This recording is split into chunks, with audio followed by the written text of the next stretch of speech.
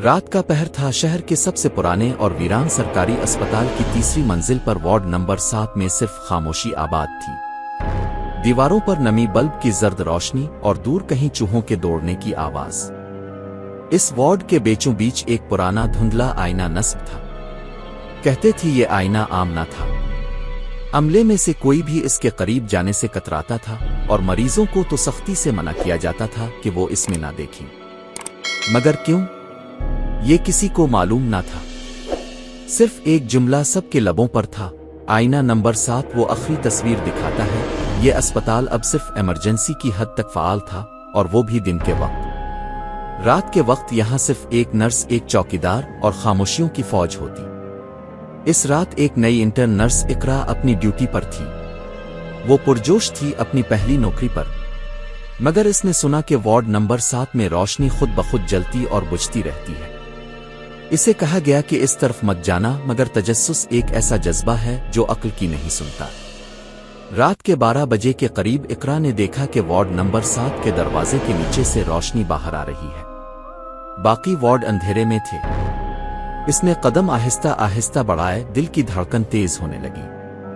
دروازہ خود بخود چرچراتے ہوئے کھل گیا۔ اندر داخل ہوتے ہی ایک سرد لہر اس کے جسم سے گزری۔ بلب ٹمٹما رہا تھا اور سامنے دیوار پر وہی آئینہ لگا تھا۔ وہ ایک عام آئینہ لگتا تھا، مگر اس کی سطح دھند سے ڈھکی ہوئی تھی، جیسے کوئی سانس لے کر گیا ہو۔ اقرا نے آگے بڑھ کر اس میں جھانکنے کی کوشش کی۔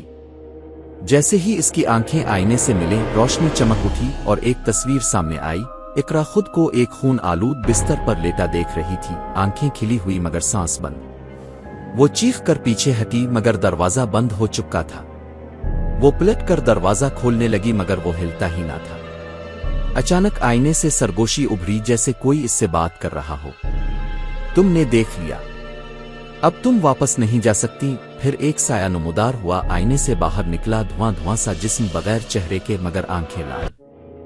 اقرا چیخی، دیوار سے ٹکرا گئی اور بے ہوش ہو گئی۔ جب صبح دوسرے عملے نے اسے وارڈ نمبر 7 میں پایا تو وہ ہوش میں تھی، مگر کچھ بول نہ سکی۔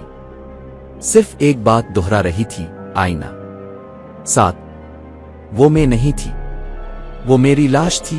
اس دن کے بعد سے اقرا کبھی نارمل نہ ہو سکی۔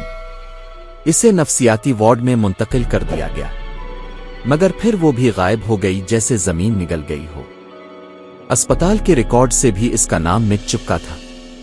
آج بھی وارڈ نمبر 7 میں کبھی کبھار روشنی جلتی ہے، اور کچھ لوگ کہتے ہیں کہ آئینے میں ایک لڑکی نظر آتی ہے جو مدد کے لیے ہاتھ بڑھاتی ہے، مگر وہ کوئی انسان نہیں، وہ آئینہ نمبر 7 کی قید ہے۔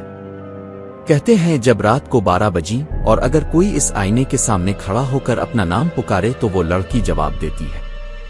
کچھ کہتے ہیں وہ تمہیں آئینے کے اندر کھینچ لیتی ہے اور باہر آنے والے کا چہرہ بدل چکا ہوتا ہے۔ اسپتال کی ایک نرس سدیا، جو اکثر رات کو ڈیوٹی کرتی تھی، اس نے بتایا کہ اسے خواب میں ایک ہاتھ اپنی گردن پر محسوس ہوا۔ صبح اٹھنے پر گردن پر نیلے نشان تھے، جیسے کسی نے زور سے پکڑا ہو۔ اس نے حلفا کہا کہ آئینے کے اندر کسی اور دنیا کا دروازہ ہے۔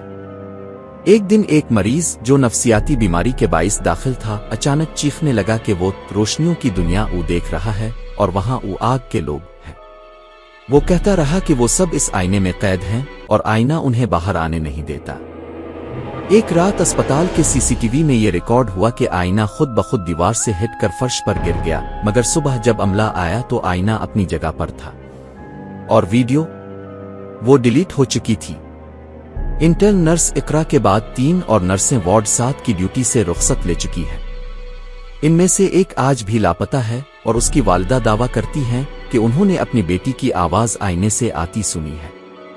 اب وہ اسپتال کی دیوار پر پوسٹر لگا کر بیٹھتی ہے اور آنے جانے والوں سے کہتی ہے: میری بیٹی آئینے کے پیچھے ہے، کوئی اسے نکالو۔ مگر کوئی اس کی بات پر یقین نہیں کرتا۔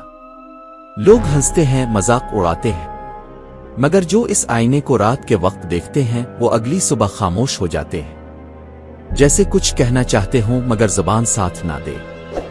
کچھ آنکھوں میں ویرانی، کچھ کے چہرے پر خوف۔ آئینہ نمبر 7 اسپتال کی ایک دیوار پر لٹکا ہوا محض ایک شیشہ نہیں، وہ وقت، روح اور خوابوں کی قید ہے، اور جو ایک بار اس میں جھانک لے وہ کبھی واپس مکمل انسان نہیں رہتا۔